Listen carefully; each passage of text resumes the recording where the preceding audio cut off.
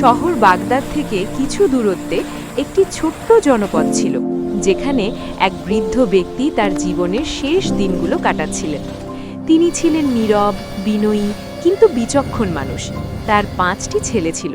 তাদের মধ্যে সবচেয়ে বড় ছিল ইউসুফ, যে একজন জমিদার ছিল। ইউসুফ সারা দিন মাঠে কঠোর পরিশ্রম করত, জমি চাষ করত এবং ফসলের দেখাশোনা করত। কিন্তু পিতার সেবা করতে গিয়ে মাঝে মাঝে সে বিরক্ত হয়ে যেত এবং মনে মনে ভাবত, এই দায়িত্ব কবে শেষ হবে। সন্ধ্যায় ইউসুফ ক্লান্ত হয়ে ক্ষেত থেকে ফিরলে তার বৃদ্ধ বাবা হাকিম নীরবে ছেলের ক্লান্তি অনুভব করতেন। হাকিমের হৃদয়ে ছেলের জন্য ছিল অপরিসীম ভালোবাসা, কিন্তু তিনি কিছু না বলে শুধু দৃষ্টি নত করে রাখতেন। কিছু সময় পরে হাকিম তার ছেলে ইউসুফের আচরণে পরিবর্তন লক্ষ্য করলেন। তিনি জানতেন যে ইউসুফ নিজের ক্লান্তি আর দায়িত্বের বোঝার নিচে চাপা পড়ে গেছে এবং হয়তো সে অনুভব করতে শুরু করেছে যে বৃদ্ধ বাবা এখন তার জন্য বোঝা হয়ে দাঁড়িয়েছেন। ইউসুফের রূঢ় আচরণ তার পিতাকে কষ্ট দিতে লাগলো। তিনি জীবনের শেষ সময়টা শান্তিতে কাটাতে চেয়েছিলেন, কিন্তু ইউসুফের নির্লিপ্ততা তাকে বিষণ্ণ করে তুলল। কিছুদিন পরে হাকিম ইউসুফকে কাছে ডেকে বললেন, বাবা, আমি জানি তোমার উপর বোঝা বেড়ে গেছে, চিন্তা করো না, আমি আর বেশি দিন তোমার সঙ্গে থাকবো না। 2-3 দিনের মধ্যে আমি তোমার অন্য ভাইয়ের কাছে চলে যাব। তুমি তোমার কাজ আর জীবনের দিকে মন দাও, আমাকে নিয়ে দুশ্চিন্তা করো না। এই কথা শুনে ইউসুফ কিছুক্ষণ চুপ করে রইল। তার মনে অনুশোচনার সামান্য ঢেউ উঠল, কিন্তু তার ঠোঁট থেকে কোনো কঠোর বা বাধা দেওয়ার কথা বের হলো না। কিছুদিন কেটে যাওয়ার পর বৃদ্ধ হাকিম ইউসুফের বাড়ি ছেড়ে দ্বিতীয় ছেলে ফারুকের কাছে চলে গেলেন, যে ছিল সফল ব্যবসায়ী এবং অর্থ সম্পদের কোনো অভাব ছিল না। বৃদ্ধ বাবা ফারুকের বাড়িতে থাকতে লাগলেন, কিন্তু ফারুকের আচরণও দুঃখজনক ছিল। ফারুকের কাছে ব্যবসার ব্যস্ততাই বেশি গুরুত্বপূর্ণ ছিল, আর তার স্ত্রী শ্বশুরকে সব সময় উপেক্ষা করত এবং তার সঙ্গে কথা বলারও প্রয়োজন মনে করত না। হাকিম সারা দিন নীরবে এক কোণে বসে থাকতেন, মনে মনে ছেলেদের বদলে যাওয়া ভালোবাসার কষ্ট বয়ে বেড়াতেন, কিন্তু নিজের যন্ত্রণা কখনো মুখে প্রকাশ করতেন না। বৃদ্ধ হাকিমের সময় দুঃখের মধ্য দিয়েই কাটছিল। একদিন ফারুক তার স্ত্রীর কথায় প্রভাবিত হয়ে বাবাকে বলল, বাবা, আপনাকে আমার সঙ্গে ব্যবসায় সাহায্য করতে হবে, যাতে আপনার উপস্থিতি থেকে আমারও কিছু উপকার হয়। এ কথা শুনে বৃদ্ধ হাকিম চুপ করে রইলেন। তার ঝুঁকে পড়া কোমর, দুর্বল হাত আর ক্লান্ত শরীর সাক্ষ্য দিচ্ছিল যে তিনি এখন কোনো পরিশ্রমের যোগ্য নন। তবুও তিনি ছেলের কথায় কষ্ট পেলেন না, কারণ তিনি বুঝতে পারছিলেন যে ফারুক তাকে ভালোবাসার চোখে নয়, কেবল দায়িত্বের মাপকাঠিতে দেখছে। সারা রাত বৃদ্ধ বাবার কাশি আর বেদনা ভরা দীর্ঘশ্বাসে বিরক্ত হয়ে ফারুকের স্ত্রী বলল, এই বুড়ো মানুষটা আমাদের আরও বিরক্ত করছে, তার তো আরও সন্তান আছে, সেখানে গিয়েও তো থাকতে পারে। ফারুকও স্বল্পদৃষ্টি সম্পন্ন মানুষ ছিল। সে তার বৃদ্ধ বাবাকে বলল, বাবা, যদি আপনি কষ্টে থাকেন কোনো সমস্যা নেই, চাইলে অন্য ছেলের কাছে চলে যেতে পারেন, সেখানে আপনি শান্তিতে থাকবেন। আপনার চিকিৎসার জন্য আমি টাকা দিয়ে দেব, চিন্তা করবেন না। এই কথাগুলো হাকিমের আত্মসম্মানে আরেকটি গভীর ক্ষত সৃষ্টি করল। ফারুক ভালোবাসা বা সহানুভূতির বদলে কেবল একটি সুবিধাজনক সমাধানের কথা বলল, যেন বৃদ্ধ বাবার উপস্থিতি কোনো অনুভূতির বিষয় নয়, কেবল একটি দায়িত্বের বোঝা যা তাকে বহন করতে হচ্ছে। বৃদ্ধ হাকিম ফারুকের বাড়ি ছেড়ে তৃতীয় ছেলে উসমানের কাছে গেলেন। উসমান ছিল পরিশ্রমী কৃষক এবং নিজের জমিতে কাজ করত। সে তার বাবাকে সম্মান করত, কিন্তু তারও বেশি সময় ছিল না। সে সারা দিন মাঠে ব্যস্ত থাকত এবং সন্ধ্যায় ফিরে স্ত্রী সন্তানদের সঙ্গে সময় কাটাত। বৃদ্ধ বাবার অসুস্থতা আর গভীর বিষণ্ণতার দিকে তার বিশেষ নজর পড়ত না।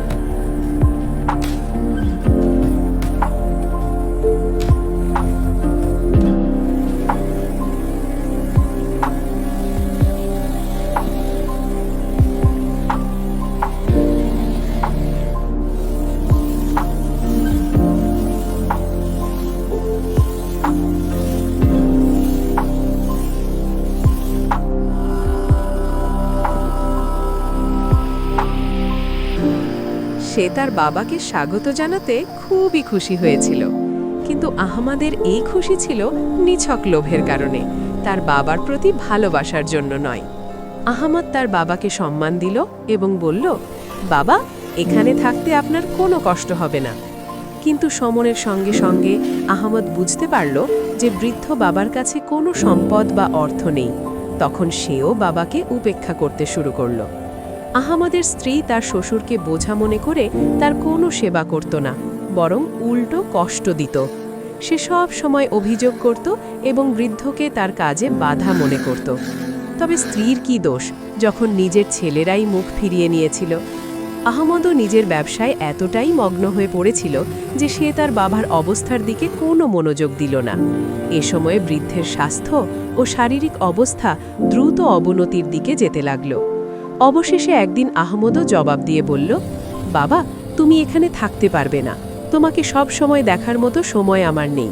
তোমাকে অন্য কোথাও যেতে হবে।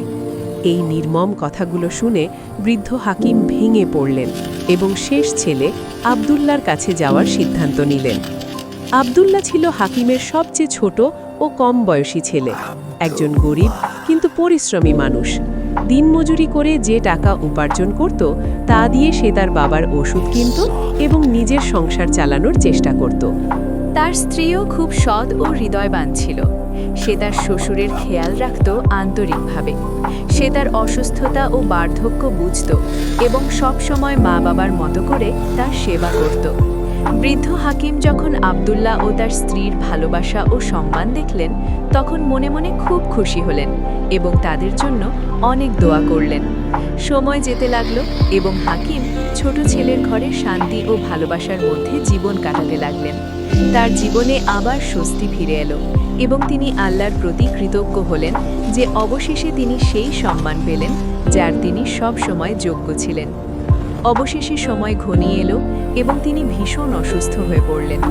আব্দুল্লাহ তার বাবার অবস্থা দেখে খুবই কষ্ট পেত এবং প্রায়ই কেঁদে ফেলত, কারণ সে তার বাবাকে বোঝা নয় বরং প্রকৃত বাবার মর্যাদায় দেখত। তার হৃদয় বাবার প্রতি সম্মান ও ভালোবাসার সাগর ছিল এবং সে সর্বোচ্চ চেষ্টা করত যাতে তার সেবায় কোনো ত্রুটি না থাকে। আব্দুল্লাহর চোখের পানি ও তার দুশ্চিন্তা হাকিমের জীবনের শেষ দিনগুলোতে তার জন্য সান্ত্বনা ও শান্তির কারণ হয়ে উঠল। হাকিম আব্দুল্লাহর ভালোবাসা দেখে তাকে কাছে ডাকলেন এবং ক্ষীণ কণ্ঠে বললেন, বাবা, আমার শেষ দিন ঘনিয়ে এসেছে। আমার নিঃশ্বাস এখন গোনা যায়, কিন্তু আল্লাহ তোমাকে সব সময় সুখী ও সমৃদ্ধ রাখুক। যেভাবে তুমি আমার সেবা করেছ এবং আমার মন জয় করেছ, তার প্রতিদান আল্লাহ তোমাকে দিক। আব্দুল্লাহ দুঃখ ভরা কণ্ঠে বলল, বাবা, আল্লাহ না করুন যে আপনি আমাদের ছেড়ে চলে যান। আপনাকে ছাড়া আমরা কিভাবে বাঁচব? হাকিম হেসে বললেন, বাবা, এটাই আল্লাহর পথ। সব কিছুকেই একদিন শেষ হতে হবে। আমাকেও আমার প্রকৃত প্রভুর কাছে ফিরে যেতে হবে।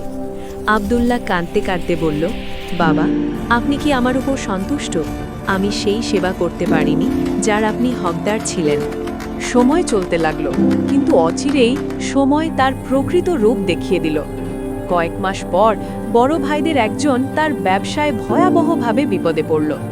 দায়িত্বহীনতা ও ভুল সিদ্ধান্তের কারণে সে ঋণের জালে জড়িয়ে পড়ল। পরিস্থিতি এতটাই খারাপ হলো যে তাকে নিজের বাড়ি পর্যন্ত বিক্রি করতে হলো। দ্বিতীয় ভাই, যে বিলাসী জীবনে অভ্যস্ত ছিল, একদিন চুরির অভিযোগে ধরা পড়ল। কাজী তাকে কারাগারে পাঠানোর নির্দেশ দিলেন এবং তার জীবনের সব সুনাম ধ্বংস হয়ে গেল। বাকি ভাইদের অবস্থাও এমন হলো যে তারা সোনা ছুলেই তা মাটিতে পরিণত হতো। এসব ব্যর্থতা ছিল বাবার বদদোয়ার ফল। অন্যদিকে আব্দুল্লাহ নিজের পরিশ্রমে বাগদাদে ব্যবসা শুরু করল। সে কুফা থেকে উন্নত মানের কাপড় কিনে বাগদাদের বাজারে বিক্রি করত এবং সময়ের সঙ্গে সঙ্গে প্রচুর লাভ করতে লাগল। তার সততা, বাবার দোয়া এবং অবিরাম পরিশ্রম তাকে উন্নতির পথে এগিয়ে নিয়ে গেল।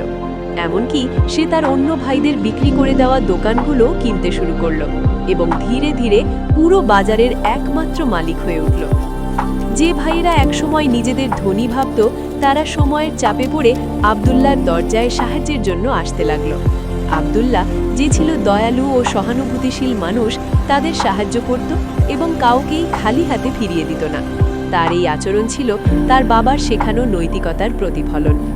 তারপর সেই দিন এলো যেদিন আব্দুল্লাহ বাগদাদের উন্নত এলাকায় একটি বড় বাড়ি কিনল এবং স্ত্রী ও সন্তানদের নিয়ে সুখী জীবন কাটাতে লাগলো। জীবনের এই পর্যায়েও সে বলতো, বাবার দোয়া ও শিক্ষা আমাকে বাগদাদের ধনী বানিয়েছে, কিন্তু তার ছায়া হারানোর শূন্যতা আমাকে বিষণ্ণ করে। আল্লাহ তাআলা যেন তাকে জান্নাতে উচ্চ মর্যাদা দান করেন। প্রিয় বন্ধুরা, এই গল্প থেকে আমরা 3টি মূল্যবান শিক্ষা পাই। 1. পিতামাতার দায়িত্ব হল তাদের সন্তানদের সুন্দরভাবে লালন পালন করা, যাতে তারা ভবিষ্যতে শুধু তাদের সহায় না হয়, বরং জীবনের কঠিন পরিস্থিতির মুখোমুখি জ্ঞান ও ধৈর্যের সঙ্গে হতে পারে। 2. সন্তান হিসেবে কখনো পিতামাতাকে বোঝা মনে করা উচিত নয়, কারণ সময়ের চাকা ঘোরে। কাল আপনিও সেই অবস্থায় পৌঁছতে পারেন যেখানে আপনার সন্তানদের কাছ থেকে ভালোবাসা ও যত্ন আশা করবেন। 3. পিতামাতার প্রতি ভালোবাসা, সম্মান ও সুন্দর আচরণ কেবল দুনিয়ার ভবিষ্যৎ উজ্জ্বল করে না, বরং আখিরাতেও অসংখ্য নিয়ামতের কারণ হয়। পিতামাতা যেমনই হন, তাদের সেবা করা সন্তানের কর্তব্য, কারণ তাদের দোয়াই আপনার জীবনের সবচেয়ে বড় সম্পদ। আমি আশা করি আপনি এই গল্প থেকে অনেক কিছু শিখেছেন। যদি এই শিক্ষণীয় গল্পটি আপনার ভালো লেগে থাকে এবং আপনি আরও পুরনো ও নীতি শিক্ষামূলক গল্প শুনতে চান, তবে আমাদের চ্যানেল অবশ্যই সাবস্ক্রাইব করুন, ভিডিওটি লাইক করুন এবং বন্ধুদের সঙ্গে শেয়ার করুন। এই ঘটনার বিষয়ে আপনার মূল্যবান মতামত কমেন্টে অবশ্যই লিখুন। আপনার মতামত আমাদের জন্য খুবই গুরুত্বপূর্ণ।